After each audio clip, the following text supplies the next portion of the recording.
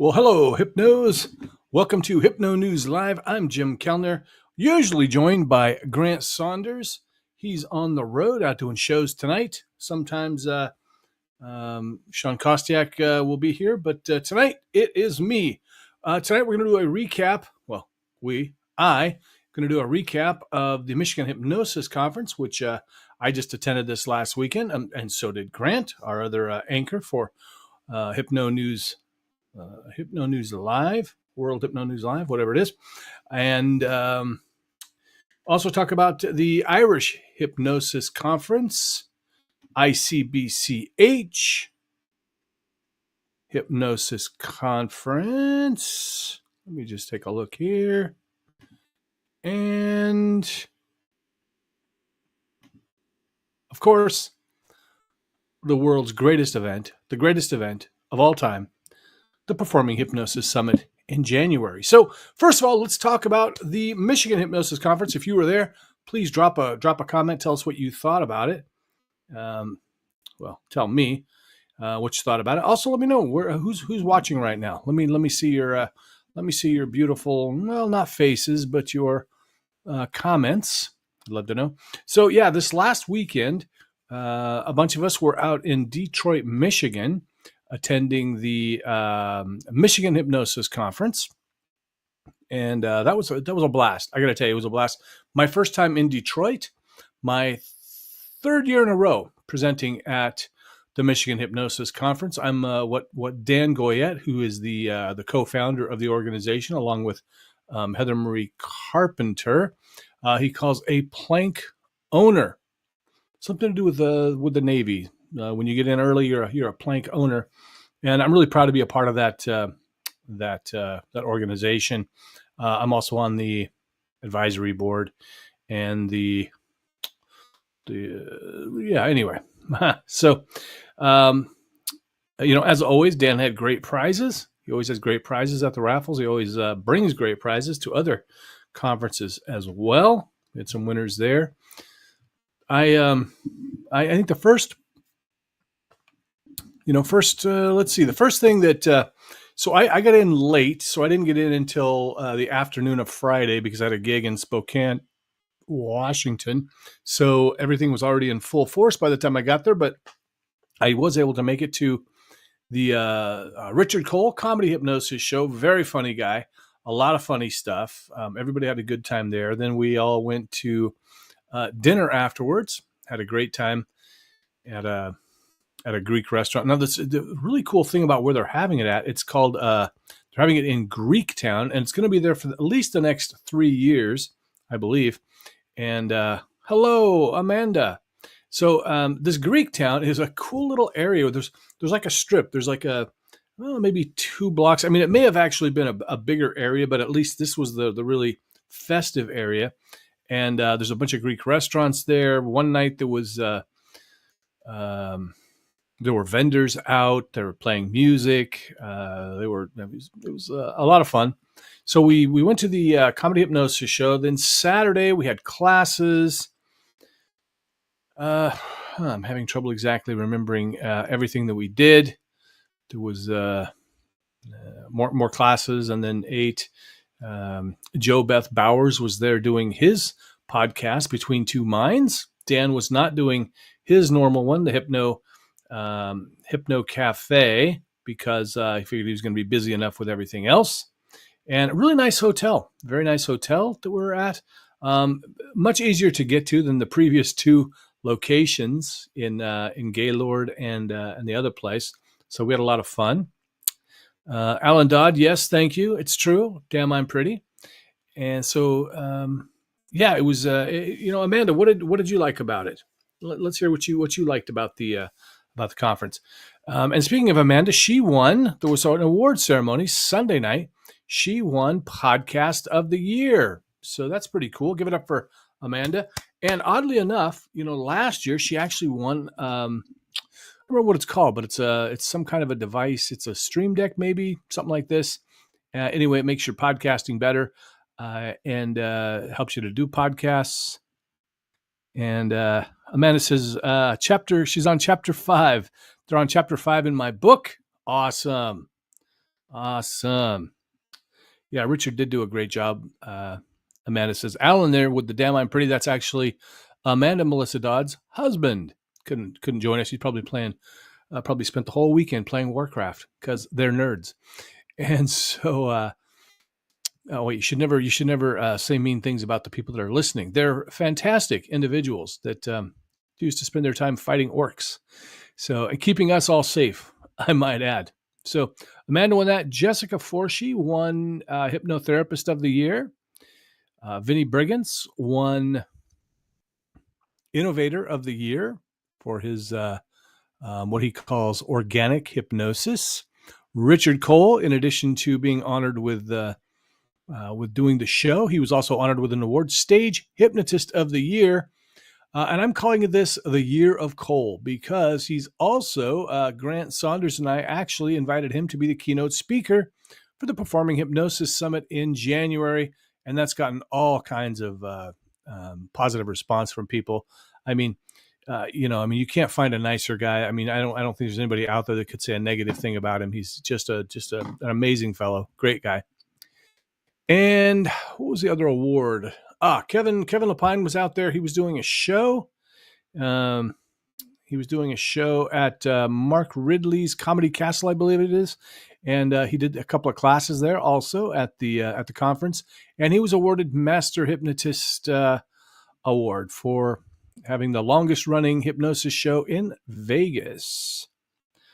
And good evening, Sean. Good to hear you. Yes, he was as Amanda here says, Kevin was a total vibe. Very nice guy. And if you ever get a chance to sit down and chat with him, do that. Also, pick up his book. Got it right here somewhere. I'm not sure where it went. But yeah, he's got Deep Into My Eyes right there. Deep Into My Eyes by Kevin Lapine. Grab that on Amazon. The next time you see him, go have him sign it. Forgot to take my book with me, so I didn't get him to sign it. And speaking of books, if you want to go get Jim's book, let's put that down there. My new book, of course, Your Life Sucks or Your Life Sucks, one or the other, however you want to look at it. Oh, can't open any more. Seems I've got too many tabs open. I'm probably frozen right now, but I'm going to continue as if I'm not frozen. But you can go to Amazon, type in Jim Kellner author, and you should find me. I think I'm the only Jim Kellner author. So it was a really, really great time down at and another high point.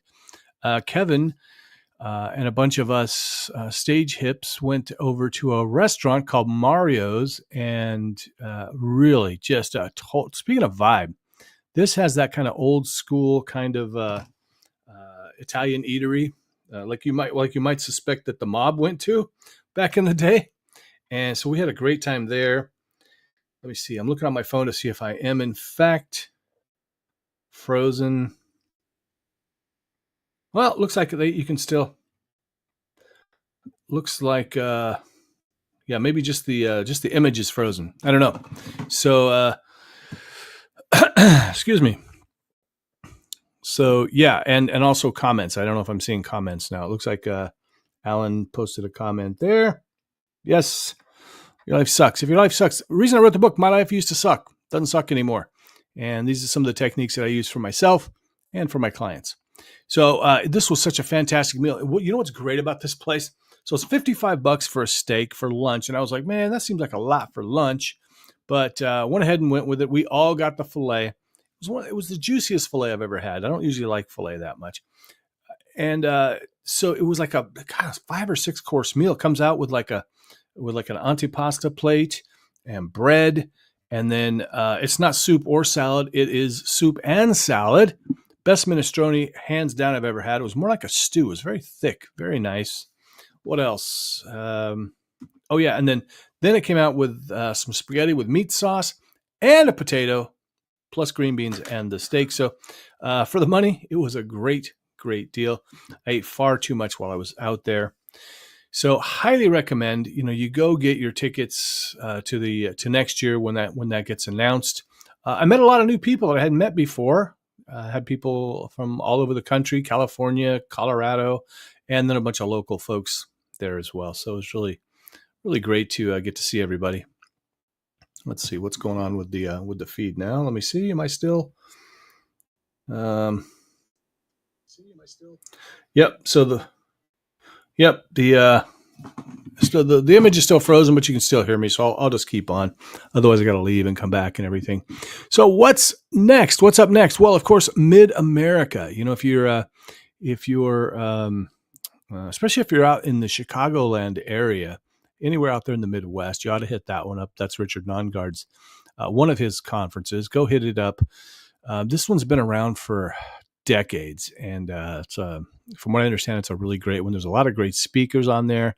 You can look that up by going to Mid America Hypnosis Conference. Just Google that. I don't know the exact website. Sorry. And I'm not ever able to share links right now. Really irritating. Damn it. What do I got? I got about 21 tabs open. And you know what? Before I started this, I was like, you know what? I should close those tabs. And I said, no, I'm sure it's fine. But nope, it's not fine. So I'll have to restart the computer after this. But enough about that. So here's some important stuff. If you want to get the early bird price for, what's it called? The early bird price for ICBCH, which is sort of that first weekend in February. It's actually the last day of January into the first part of February. Now, here's what's cool about the ICBCH. You need to go there because if you go the week before, you're going to be at the Performing Hypnosis Summit. That's right, the Performing Hypnosis Summit. That's Grant and I's personal baby that we created, and of course, Sean Kostiak has helped to build, and he's really like the brains behind the operation. To be honest with you, we couldn't do the Zoom part without him. I don't think he's just been a key asset. So that'll be happening. I think it's the 24th, 25th, 26th, something like this. But we've got a lot of pre and post conferences or workshops. I mean, people like Scott McFall teaching a stage hypnosis course, 4 days, $500. What? Super cheap. Richard, there's just too many to even count. John Serbone's coming out. He's going to be teaching a workshop. Sean Michael Andrews, who hasn't taught a workshop in, he said, 7 years. So you want to take advantage of that. We've also got some new workshop presenters who I can't remember who they are right offhand, even though I'm the one making the schedule. The pressure's on. Speaking of Dan Goet, he and Mike Bentley will be doing a workshop, the value of a production company. So looking forward to check that out. Oh, Jeff Bennick is going to be doing some stuff. If you're interested at all in stage hypnosis, the price is super cheap. I mean, for a couple $100, you can join us in person in Vegas, where we get together every night. We have suggestions. You don't have to go, but we do group excursions. One night we'll probably go see Kevin's show. We'll go see Michael DeShalet's Comedy Magic show. Saturday night, this will be the second year in a row that Catherine Hickland has invited us out to her home. She feeds us, she gives us drinks, and then she does a show at her home. She's got a couple of beautiful theaters. And then Sunday night, we're looking at a couple of options. One of them might be a murder mystery by Emily Lapine, which is Kevin's wife. And I do murder mysteries myself, so I'm really excited to possibly see that. Just depends. We do got to give priority to hypnosis shows and presenters, so we'll see what happens. We're still 4 months out. The schedule, I know I've said it many times, it really is almost done. It's just people keep messaging me, hey, this, hey, that. It's really tough to complete, believe me. But we are going to be raising the prices soon. I don't know when that is. I believe somewhere around the first part of October. Prices will go up. Right now, you're getting the really super duper early bird price. So here's what we have. You could come in, and especially if you wanted to grab some workshops, you come into Vegas, spend 2 weeks or a little over that, maybe a little bit less than 2 weeks even. Take some great workshops, do the Performing Hypnosis Summit, take another workshop, and then go to ICBCH. You're killing two birds with one stone. And ICBCH, they are They're more focused on hypnotherapy. In fact, I'm not sure if there are any stage hypnotists there at all. So it could just be us. Myself, Grant Saunders, will also be presenting. So really looking forward to that. I've never been to ICBCH. In fact, it was on my list to go in 2025 when I thought it was in Florida, because they were having it in Florida for a few years. I think during COVID, because Florida was pretty liberal about letting people come and just do whatever they want to do during COVID, whereas oddly Vegas was one of the more stricter places, I think. So so we got that. What else? Oh, that's what I want to remind you of. So the Irish Hypnosis Conference, and Grant and I were kind of laughing about this because I swear every American claims to be either Irish or Scottish. There's at least some part, I know my mom was very adamant that she was, half Irish and half Native American, and which was, completely unfounded. But certainly a little bit of. I look at my nose. There's probably some native blood in me. But we always claim the Irish and the Scottish. Nobody ever claims to be English. Isn't that funny? No, because we fought them. That's right. So. So the Irish Hypnosis Conference. Now I think they've got everything. I think it's more weighted towards hypnotherapy, but I know Jason O'Callahan has played a major role in that. So there's definitely a performance part of it. And I'm putting in my application. The reason I want to mention this is because it is the deadline for that is, I believe, October 30th. So if you want to get in on that, you definitely need to jump on that. And then, oh, shoot. I think maybe it's gone now. Nope. I think it's still going. Let's see. Is it still going? Dun-da-da.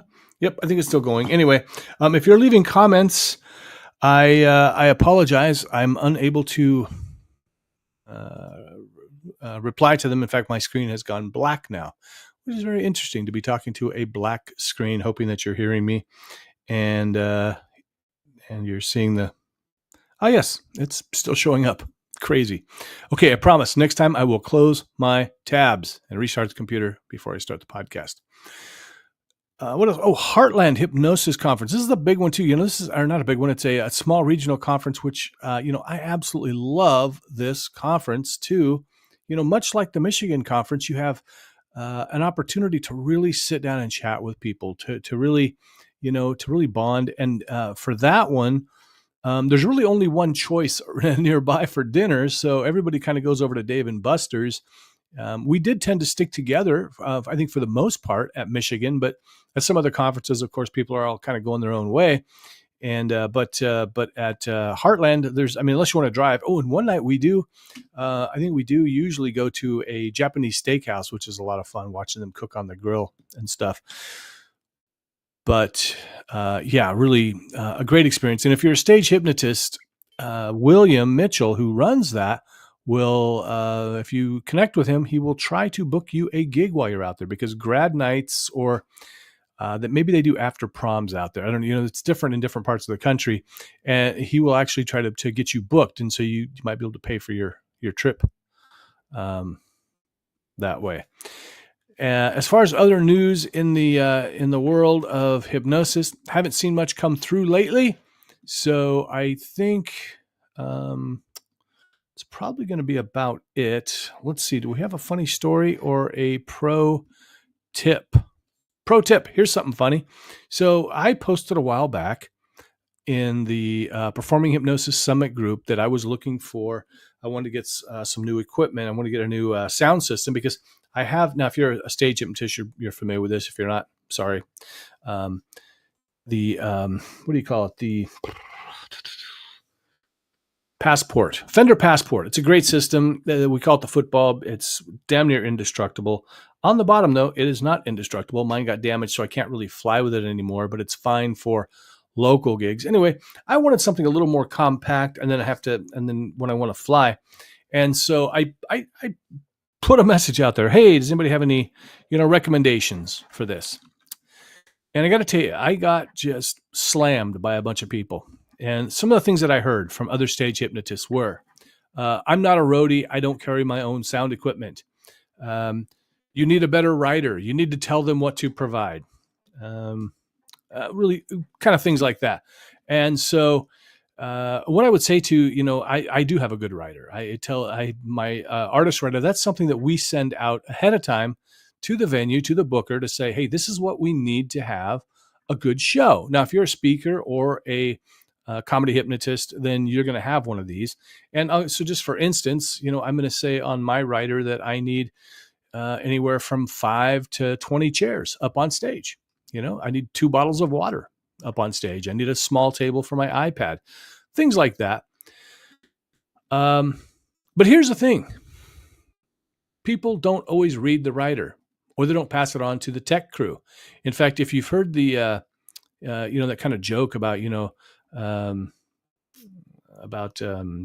a kind of a famous story about, it was some band in the 70s.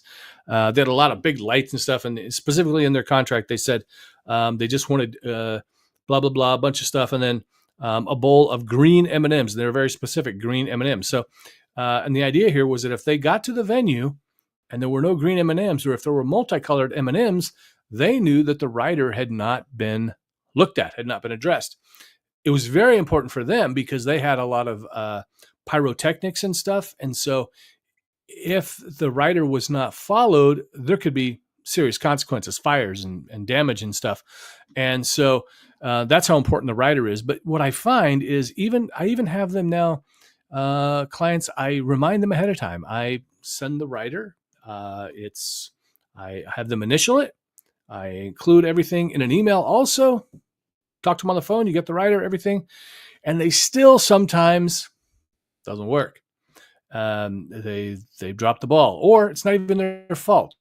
I remember I did a show where they had a beautiful sound system. I mean, just fantastic. And in a theater, and it was behind a metal grate that was locked. And the guy with the keys to it, he'd already gone home for the weekend. So you run into situations like that. So for all these people that were, saying, oh, you don't need to buy a sound system or bring your own sound system. You do, really, if you want to have a good show. And the funny thing is actually, while we were at the conference, we're talking with, when I was talking to some other stage hypnotists, and everyone there agreed, take your own sound system, take something, even like now I've got the little Bose S1 and a JBL, something or other that, so it's like insurance, because ultimately, if it's a bad show, people can't hear, they're going to blame you. They're probably not going to tell their friends, go, hey, how was the show? Oh, well, the show kind of sucked, but it wasn't the hypnotist's fault. The sound wasn't working. They're just going to say, oh no, the show sucked. So, and you're going to look like a hero too. I looked like a hero when they couldn't open up the gate. I was able to just go out to my car, bring in my passport, my Fender passport, and boom, I'm a hero now. So my pro tip is bring sound. If you're going to do a show, if you're going to do a speaking event, bring something. Bring, even if it's just a smaller one, and you can get one of those for, really a couple $100. You can get a small, decent sized PA so that you don't run into that problem. And they're just good to have. What if you produce your own event? You're probably going to want to have one. So that's my pro tip. Funny story. Let me tell a funny story that's kind of remarkable, actually.